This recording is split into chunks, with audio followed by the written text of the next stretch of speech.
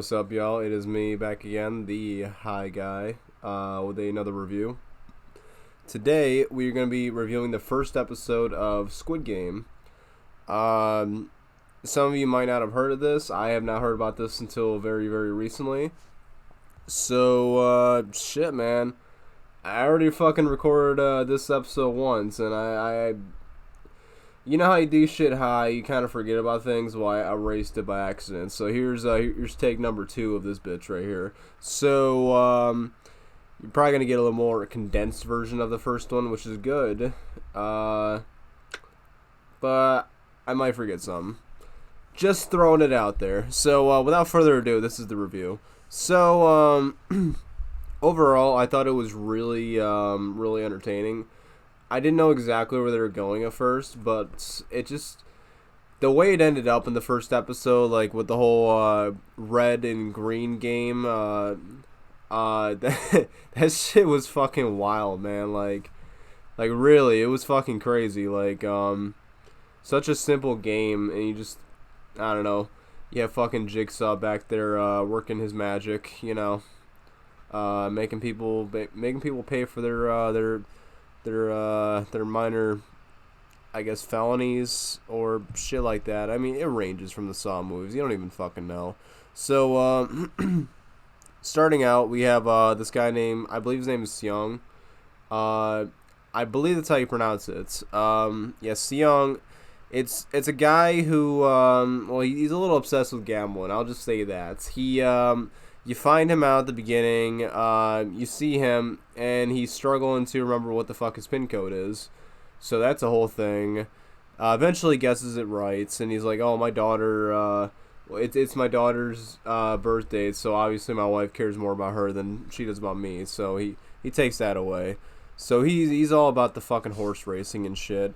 So, I forgot if it was either before or after he actually won something, like he picked the right horse, but this fucking, he was like looking at his like pamphlet or whatever, just like fucking standing there, and the guy just like taps him on the shoulder, like, hey buddy, you mind moving forward? He turns around, he's like, what the fuck is your issue right now, bro? I think he shoves him too, like he's just a real fucking asshole when he talks to him. It's like, bro, like, yeah, this guy's a little fucking intense, like. He's probably on something. Who fucking knows, man? This shit takes place in South Korea. Like, it's, who knows what the fuck goes on over here. So, dude's hanging out there. He's got his big stack of cash. Might throw in there, he did give away a little bit of his cash, a little bit of his earnings that he got from finally winning one of the horse bets. But he gets fucking ambushed by some, I guess you can call them some loan sharks, who he owes money to. So he, the guy, Seong, he eventually gets fucking cornered in the bathroom by about 4 or 5 of these fucking loan sharks, and they're holding him up. They got fucking tweezers. They're ready to do some gnarly fucking damage to, I guess, his navel cavities or something like that. So he offers to give him his money. The 4 million, whatever the fuck it is, the Korean currency. He wanted to give him 4 million of that, but as he was running away, he bumped into somebody, this girl, and his money actually fell through. So that girl ended up picking up the money. That comes into play later on. I'll get to it, but so yeah, he starts pleading for his life, yada yada, and they make him sign this waiver, which ends up like. Basically signing away like his fucking freedom, if you will, like his bodily rights is what it really was. So yeah, he's kind of fucked. It's kind of like what everyone is in this whole fucking Squid Game thing. They're all financially fucked. Like they're in debt to somebody and they owe someone a lot of fucking money. So life is just a constant living hell. So they opt to just say, fuck it. Well, we'll get to that. We'll get to that. So he meets this guy in the train station because he misses his train. This guy sits on the bench next to him in a suit. He basically, like, hustles him. But he doesn't try to take any money from him. Like, he bets, he's like, 100 grand for 100 grand. Like, obviously, the dude's, like, a fucking serious gambler. So he He went for it. It's all or nothing. So he loses and he's like, oh, double or nothing. But every time the guy loses, the guy who's in the suit, he literally just bitch slaps him. Like, it's a whole fucking montage of him just getting bitch slapped. So like the game is it's like these fucking they're like fabric squares that have like a little bit of plastic or something inside of them. You have one on the ground, and the objective is to throw the other one at the ground as hard as you can and hit that one so it would flip. So like, weird ass game, but eventually Seong gets the idea, and he finally gets the 100K. But his face is like, I'll just fucking beat the shit. So yeah, it's a whole thing. Okay, so before that, I forgot to mention, there was this whole thing about him trying to fucking get like a teddy bear from the claw machine. You know what I'm talking about. Eventually, this kid helps him out, and he helps him get all the fucking teddy bears or whatever. It's just a whole fucking plot that goes nowhere. Because you think he's getting the teddy bear for his daughter, but in all reality, I think someone put a gun inside the box that he actually got for his daughter. Because you would infer it'd be a teddy bear in there, like that'd be the point of that scene, right? But no, it's a fucking gun, and it's not even really a gun. Like, you click the trigger and it's a lighter. Like, what's the fucking point of that then? Like, I don't get that shit, man. Oh yeah, so anyway, yeah, yada yada, the fucking dude in the train, he gets this fucking special playing card, which is like an invitation to the Squid Game, where you can win a lot of fucking money. So yeah, blah blah blah. So at the end of the whole little exchange between him and the suit guy, like, the suit guy basically tells him, like, hey, we know, like, literally everything about you. We know your fucking story. We know how much fucking debt you're in to the loan sharks and the bank. Like, you fucking have to do this. This is part of, like, their whole little fucking scheme here. Like, they're trying to get fucking people to join them for this game who need money. Like, they want to better their lives, and they have to fucking get this money to start off with.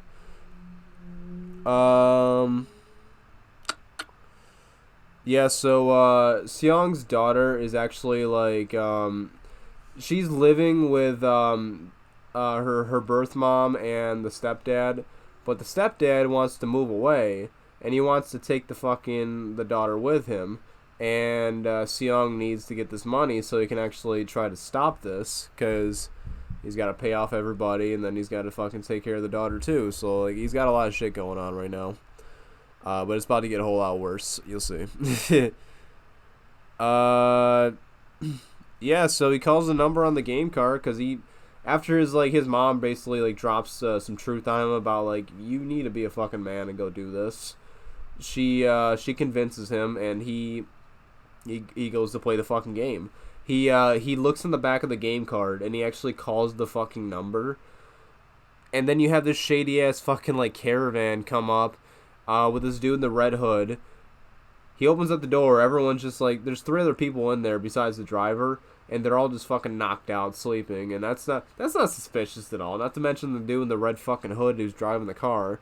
Well, he gets in the caravan, closes the door. The sleeping gas fucking comes off out of nowhere, and the dude in the front seat's of course wearing a gas mask. So Seong passes out. He wakes up, and there's probably like. There's at least over 150 fucking bunk bed stacks over there. Like, it's fucking crazy, man. They did they show the number of people that were actually in that room. It said 456 fucking people. So that's a lot of bunk beds. That's a lot of fucking people. So eventually, they wake up in the beds. They all get up, and they're greeted by these people with the fucking the PlayStation logos on their head. And they come in, they're trying to explain the rules of the game, and everyone's just like, bro, you drugged us and you brought us here, man. Like, it's not cool.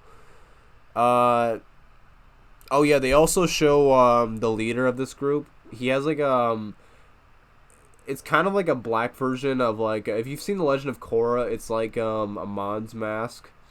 You know what I'm talking about. Like just a solid like black and gray version of that. Like it's really fucking cool, honestly. I can't wait to see where they're actually going with this. Yeah, so eventually people are convinced after they find out that, well, the PlayStation boys and Amon, well, the wannabe Amon, they have dirt on everybody, and they know that their lives are very fucking shitty as far as what they're going back to. So they kind of like convince them to actually go forward with this shit. So yeah, they show him the big fucking yellow ball that's fucking coming down like a big ass disco ball. That's getting fucking fuller and fuller of fucking cash, and it's literally a boatload of cash. Small boat, but still. So yeah, fight breaks out between the girl who actually like pickpocketed fucking Seong earlier. She's fighting with this dude who has like some kind of weird fucking like frog leg tattoo going across like his jaw right here. Like I don't understand what the fuck he's doing with that. It's questionable decision for that. So yeah, fight breaks out between them. They're going back and forth.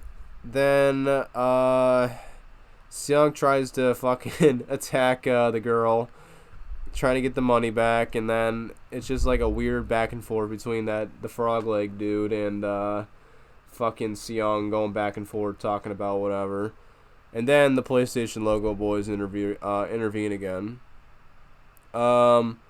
They come in and they explain how there's gonna be 6 games over 6 days. So yeah, this episode has the first game in it. It's not pretty. Just spoiler warning. It's not fucking pretty.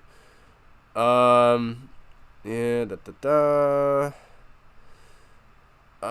Yeah. So everyone goes up this weird ass fucking like Dr. Seuss looking like staircase. Like it's, you open up a fucking like a Horton Hears a Who or like a Dr. Seuss thing. Like you'll be like, damn, those look familiar. You watch this scene with the fucking stairs. If you've seen the first episode, you know what I'm talking about. But they all lead upstairs to this one big open area, which is it's like an artificial kind of like tree and wheat field type deal. It's kind of creepy, honestly. And there's guns pointed all over the fucking place. Not that they could see initially, because they don't know what the game is first.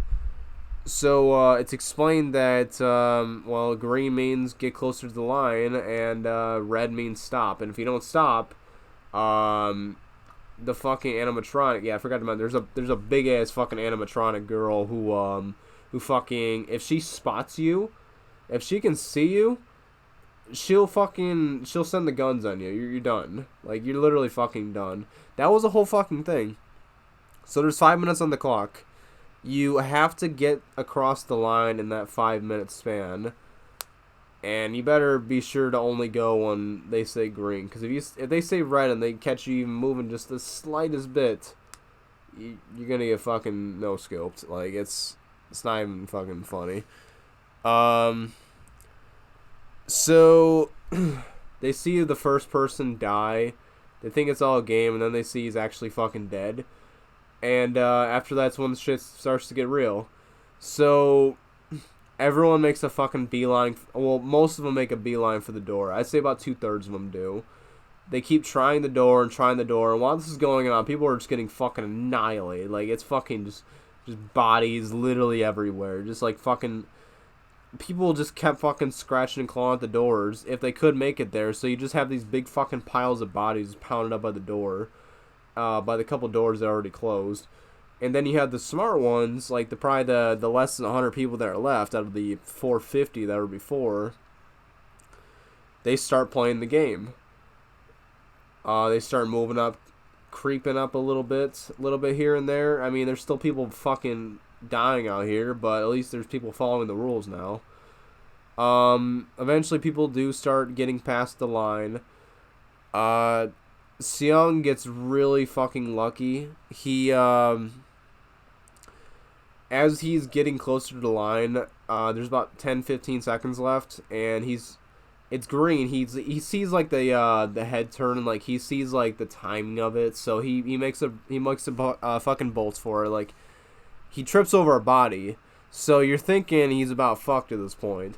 But this guy, who I don't think we know his name yet, he's number 199. He grabs him from the back as he's about to trip and fall, and Seong does almost like a fucking T-pose, like to fucking stop his momentum. They stop there while it's on red, and as soon as the head turns back around, they fucking bolt it across the line. Like, it's like a 3, 2, 1, and they get across. Thing that sucks, though, is after they do that, there's probably about 40 people out there that didn't cross the line, and, well, the timer was up, so, well,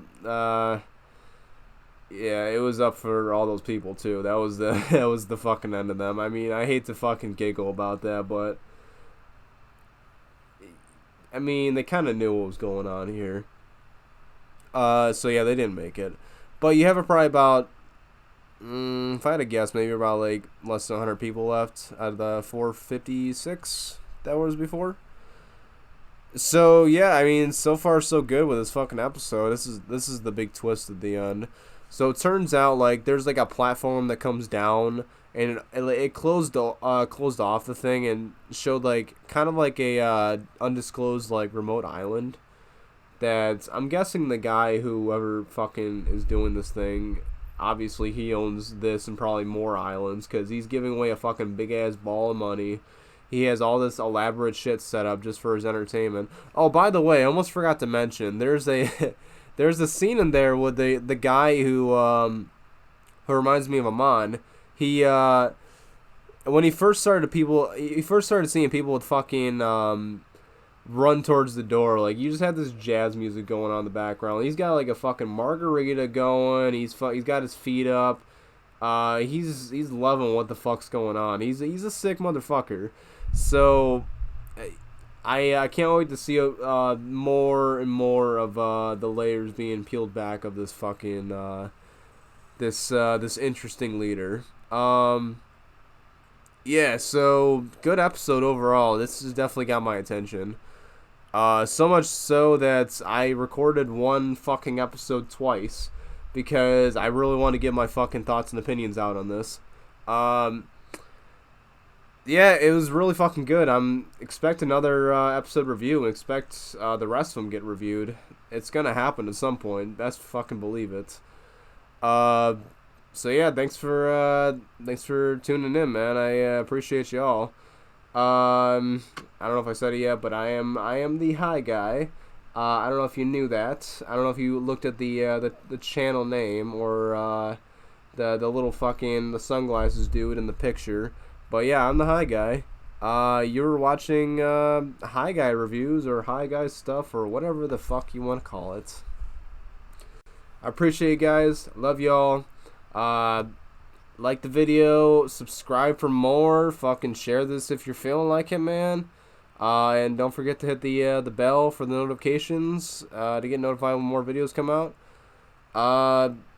It's all uphill from here, guys. Thanks for watching, guys. Take it easy, and remember, stay high.